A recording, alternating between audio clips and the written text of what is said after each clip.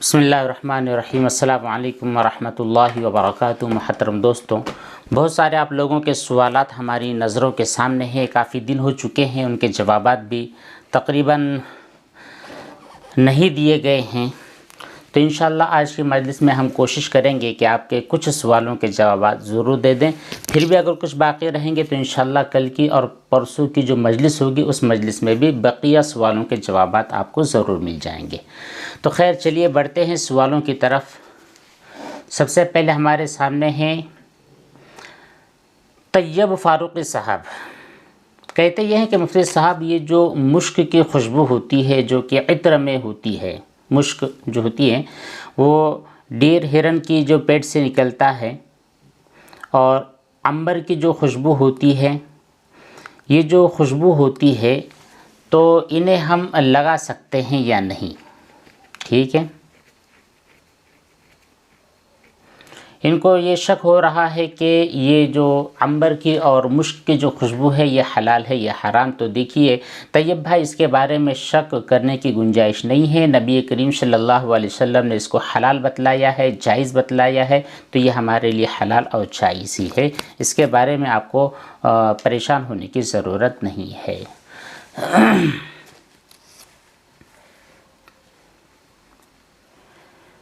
ایک صاحب اور ہے، ان کا نام کیا ہے سمجھ میں نہیں آیا، بہرحال سوال کرتے ہیں اور کہتے ہیں کہ مفتی صاحب یہ جو آرگینک آئل ہے اور بہت سارے فروٹ وغیرہ کے جو آئل ہوتے ہیں صابن اور سوپ کے اندر ملے ہوئے ہوتے ہیں، تو وہ آئل ریئل فروٹ سے نکلتے ہیں، اگر اس سے ہم غسل کریں گے تو غسل کرتے وقت استنجا کروں گا تو کوئی مسئلہ تو نہیں، کیونکہ جو چیز کھانے کی ہوتی ہے اس سے استنجا کرنا حلال نہیں ہوتا ہے۔ تو دیکھیے اس میں جو آئل ملے ہوتے ہیں، اس میں جو فیٹ ملی ہوتی ہے، تو یہ ایسی فیٹ اور آئل نہیں ہوتا ہے کہ جس کو آپ بغیر ریفائنری کے کھا لیں۔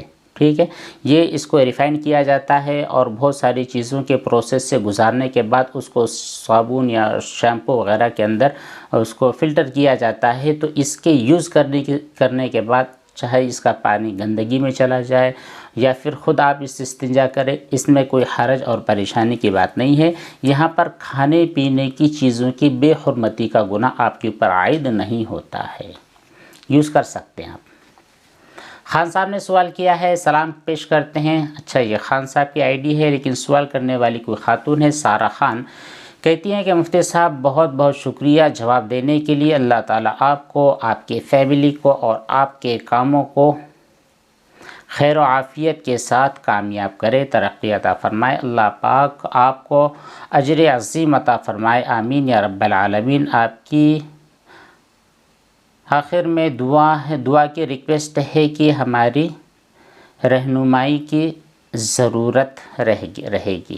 اچھا آپ نے دعا دی ہے، اللہ تعالیٰ آپ کی دعاؤں کو قبول فرمائے۔ ہو سکتا ہے ہماری کسی بات کی وجہ سے آپ کو فائدہ ہو گیا ہو، کسی بھی بھائی بہن کو فائدہ ہو گیا ہو، دنیاوی اعتبار سے، اخروی اعتبار سے، جو بھی ان کو کامیابی اور کامرانی کی بات ملی ہو، تو ظاہر سی بات ہے آپ کو کچھ فائدہ ہوا ہے، آپ نے دعائیں دی ہے، اللہ تعالیٰ آپ کی دعاؤں کو قبول فرمائے، اور اللہ تبارک تعالیٰ آپ کو بھی دنیا اور آخرت کی تمام کامیابیاں اور سرخرویاں عطا فرمائیں۔ عبدالعظیم صاحب، عبدالمجید خان صاحب ہے، مفتی صاحب کہتے ہیں کہ مفتی صاحب ہمارے جو ابو، اچھا آپ نے کہا ہے کہ ہم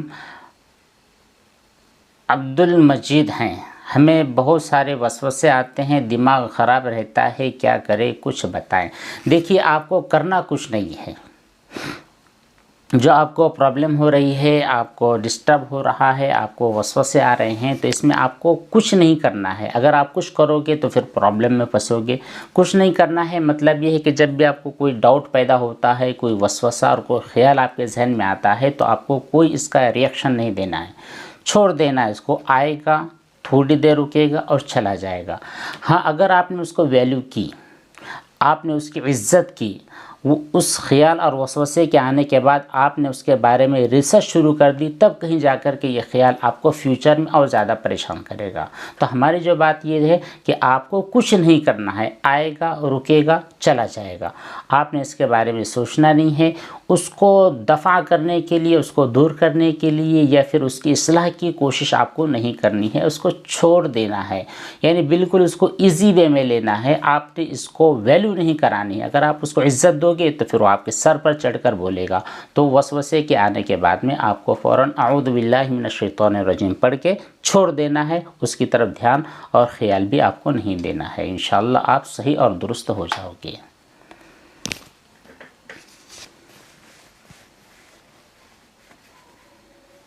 صلاح خان کا بھی سوال ہے۔ السلام علیکم۔ وعلیکم السلام مفتی صاحب، میرا ایک مسئلہ ہے، میرے ابو کو بہت زیادہ غصہ آتا ہے، لیکن وہ اس بات کو مانتے ہی نہیں ہے اور غصے میں وہ بہت زیادہ آؤٹ آف کنٹرول ہو جاتے ہیں۔ پلیز اگر قرآن اور حدیث سے کوئی دعا ہو جسے ہم پڑھ لیں۔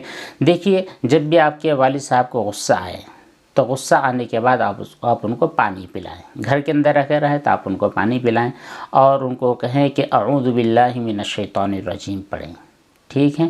اور اگر وہ کھڑے ہوئے ہیں تو انہیں کہہ دیجئے کہ آپ بیٹھ جائیں۔ بیٹھے بیٹھے اگر غصہ آ گیا ہے تو انہیں کہیے کہ آپ تھوڑی دیر لیٹ جائیے۔ انشاءاللہ اس تھوڑے سے کام کی برکت سے، بسم اللہ اور اعوذ باللہ کی برکت سے ان کا غصہ رفو چکر ہو جائے گا۔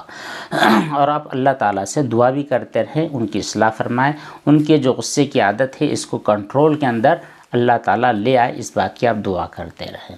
دوسرا سوال آپ کا یہ ہے کہ میں نے سنا ہے ایک عالم صاحب کی کہ اگر کوئی لڑکی ہے تو اس کی جو ماں ہے، اس لڑکی کی جو ماں ہے، اس ماں کے ماموں اور چچا سے اس لڑکی کو پردہ نہیں کرنا ہوتا ہے۔ جو آپ کی والدہ ہے، والدہ کی امی، والدہ کے چچا اور ماموں، ان دونوں سے چونکہ والدہ کو پردہ نہیں ہے تو اس لڑکی کو بھی پردہ نہیں ہے۔ یہ بات صحیح ہے یا نہیں؟ اچھا دیکھیے، جو آپ کی والدہ ہیں، والدہ کے ماموں اور چچا یعنی وہ آپ کے نانا بنیں گے، ہے نا، نانا بنیں گے، تو پھر ایسی صورت کے اندر ان سے بھی آپ کو پردہ نہیں ہے۔ جس طرح آپ کی والدہ کو ان کے ساتھ پردہ نہیں ہے، اسی طرح آپ کو بھی ان کے ساتھ پردہ نہیں ہے۔ لیکن چونکہ آج کل کا جو دور ہے فتنے کا ہے، فساد کا دور ہے اور بہت ساری پریشانیوں کے اندر مبتلا ہونے کا اندیشہ ہو سکتا ہے، اگر ایسی چیزیں ہیں تو پھر ایسی کنڈیشن میں آپ کو جو والدہ کے چچا اور ان کے جو ماموں ہیں ان سے پردہ کرنا بہتر ہے۔ ضروری نہیں ہے، لیکن اگر فتنے کا اندیشہ ہو تو پردہ کیا جائے گا۔ آپ نے جو بات سنی ہے مفتی صاحب سے، جو عالم صاحب سے، وہ بات بالکل صحیح ہے۔ واپس سے کوئی ہے، انہوں نے سوال کیا ہے، کہتے ہیں السلام علیکم مفتی صاحب، میں OCD میں پڑی ہوئی ہوں، مجھے وائٹ ڈسچارج کی بیماری ہے، ٹھیک ہے، کئی سالوں سے ہیں، میں اس کی میڈیسن بھی یوز کر رہی ہوں، بس ٹھیک نہیں ہوئی ہوں ابھی تک۔ اللہ تعالیٰ آپ کو صحت اور شفا عطا فرمائے۔ جو علاج اور جو دوائیاں، جو میڈیسن آپ کی چل رہی ہے، اللہ تعالیٰ ان میڈیسنوں کے اندر آپ کی شفا عطا فرمائے، ٹھیک ہے۔ آپ یہ کہہ رہی ہیں کہ کبھی کبھی آپ کو شوہر سے بات کرتے ہوئے، ظاہر سی بات ہے میاں بیوی کے آپس میں بات ہوتی ہے تو ہنسی مذاق ہوتی ہے اور کچھ ان کی جو پرائیویٹ باتیں ہوتی ہیں، تو اس دوران آپ کے کچھ خیالات کی وجہ سے کچھ ذہن آپ کا بھٹک جاتا ہے اور پھر کوئی وائٹ سا ڈسچارج ہوتا ہے، تو ایسی صورت کے اندر آپ کو کیا کرنا ہے؟ دیکھیے، اگر عام طور پر ایسی صورت میں جب میاں بیوی کی باتیں ہوتی ہیں، پرائیویٹ ان کی جو باتیں ہوتی ہیں، تو وہاں پر اگر ڈسچارج ہوتا ہے تو اس کو آپ منی نہیں کہتے ہیں، ٹھیک ہے، اس کو کہا جاتا ہے مزی، جو منی کے نکلنے سے پہلے یہ ہوتا ہے۔ تو جب ایسے وائٹ ڈسچارج ہوتا ہے تو پھر آپ کا غسل ٹوٹتا نہیں ہے، آپ پر غسل کرنا واجب نہیں ہوتا ہے، ہاں آپ کا وضو فاسد ہو جاتا ہے، اور بدن کے جس حصے پر وہ مزی لگی ہے اگر وہ 1 درہم سے بڑھ جاتی ہے تو پھر اتنے حصے کو بھی آپ کو دھو لینا چاہیے۔ دوسرا سوال آپ کا یہ ہے کہ جب سے یہ پتہ چلا ہے کہ ہسبینڈ کے ساتھ پوری بات یاد آتی ہے، گندا گندا خیال آ جاتا ہے، پلیز بتلا۔ ہاں بس آپ کو یہی کرنا ہے، جب بھی ایسا ڈسچارج وغیرہ ہوتا ہے تو پھر فوراً آپ کو جو ہے تو وضو کر لینا ہے، اور جسم کے اوپر آپ کے کپڑوں کے اوپر اور جسم کے اوپر اگر یہ گندگی 1 درہم سے زیادہ پھیل گئی ہے تو پھر اس کا دھونا واجب ہوتا ہے۔ آپ ہی کا سوال ہے، واپس سے آپ نے کہا ہے کہ میں آپ سے منت کے ریلیٹڈ بہت زیادہ سوالات کرتی تھی اور آپ جوابات بھی دیتے تھے۔ جی بالکل ہم کو یاد ہے۔ تو خیر آپ نے بہت ساری باتیں بتلائی ہے۔ لاسٹ میں آپ نے جو بات لکھی ہے کہ فائنلی میری میرج بھی ہو گئی ہے، ان سب ٹینشن سے زندگی برباد ہو گئی ہے، کیسے زندگی گزاروں؟ دیکھیے میری بہن، آپ ہم سے اس وقت سے جڑی ہوئی تھیں جس وقت سے آپ کا نکاح بھی نہیں ہوا تھا، اور شاید آپ کے جو رشتہ وغیرہ دیکھنے کی جو باتیں ہو رہی تھی وہ بھی جب تک موجود نہیں تھی۔ کافی پہلے سے آپ شاید ہمیں سنتی ہیں اور ہماری باتوں کو سمجھ بھی رہی ہیں، اور آپ کے سوالات بھی آ رہے تھے۔ تو آپ یہاں تک پہنچی ہے کہ الحمدللہ آپ کی میرج ہو چکی ہے، آپ کا نکاح ہو چکا ہے، تو یہ بڑی خوشی کی بات ہے نا۔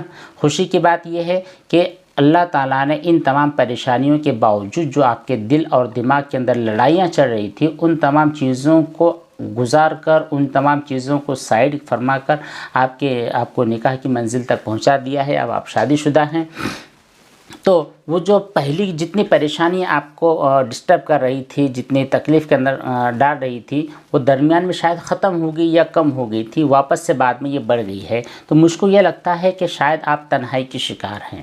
آپ تنہا بالکل نہ رہیں، آپ اپنے فیملی کے جو ممبرس ہیں ان لوگوں کے ساتھ رہے، شوہر کے ساتھ رہے، اور ظاہر سی بات ابھی تک آپ کے بچے نہیں ہیں تو آپ کے جو بھی گھر کے جو لوگ ہیں ان تمام لوگوں کے ساتھ رہیں، انہیں لوگوں کے ساتھ کھانا پینا اور انہیں کے ساتھ وقت گزارنا زیادہ سے زیادہ آپ اس کو کرتے رہیں۔ دوسری چیز یہ کہ ابھی تک وہ جو پرانی جو باتیں ہیں کہ بچوں کی تعلیم اور کوئی چیز فدیہ کرنا اور کوئی منت والی جو چیزیں آپ کے دماغ میں آ رہی تھی، اس وقت جو آپ نے کیا تھا سیم وہی کام آپ کو ابھی بھی کرنا ہے۔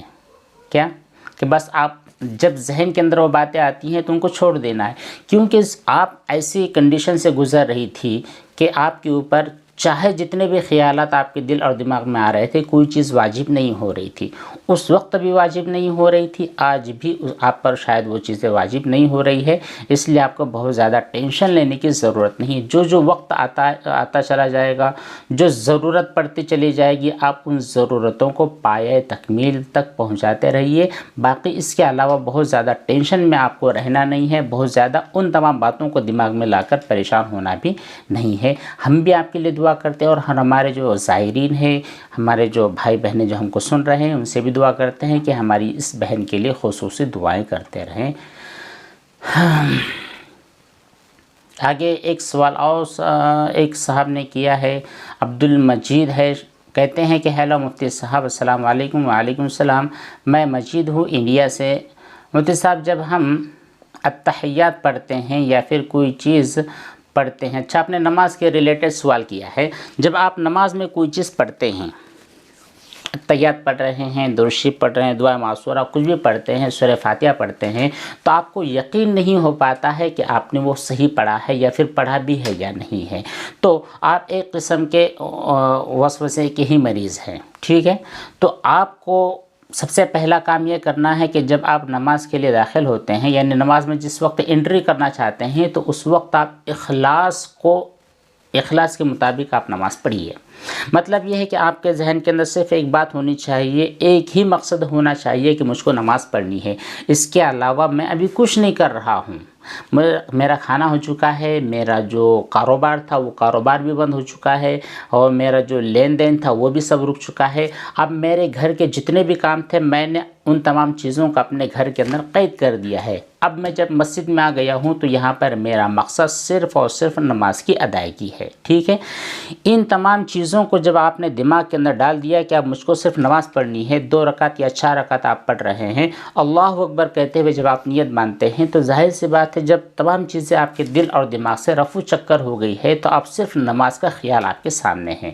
یہ کام کر کے دیکھیے آپ کو کیسے یقین نہیں ہوتا ہے کہ آپ نے ثنا پڑھا ہے یا نہیں پڑھا ہے، تشہد پڑھا، دعائے معصورہ پڑھا، اور بھی جو دیگر چیزیں پڑھنے والی ہوتی ہے، ان تمام چیزوں کو پڑھا یا نہیں پڑھا، اس کے بارے میں آپ کو کبھی بھی کنفیوژن نہیں ہوگا، کبھی بھی وہم اور کبھی بھی وسوسہ نہیں ہوگا۔ آپ جو کام کرو گے وہ یقینی طور پر کرو گے۔ یہ پرابلم اس وقت ہوتی ہے جب ہمارے ذہن اور دماغ کے اندر بہت سارے جھمیلے ہوتے ہیں، بہت سارے ٹینشنز ہوتے ہیں، ان کے ساتھ ہم نماز پڑھتے ہیں تو ہمارا جی اور ہمارا دل مکمل طور پر نماز میں نہیں ہوتا ہے۔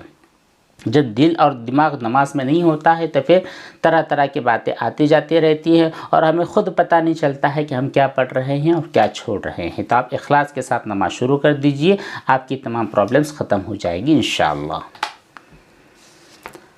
ٹھیک ہے، کافی سوالات ہو چکے ہیں، ان کے بعد اور بھی کافی سوالات مجھ کو نظر آ رہے ہیں، لیکن اگلی نشست میں، اگلی ویڈیوز میں آپ کے جوابات ضرور دیں گے۔ دعاؤں کی درخواست۔ والسلام علیکم ورحمۃ اللہ وبرکاتہ۔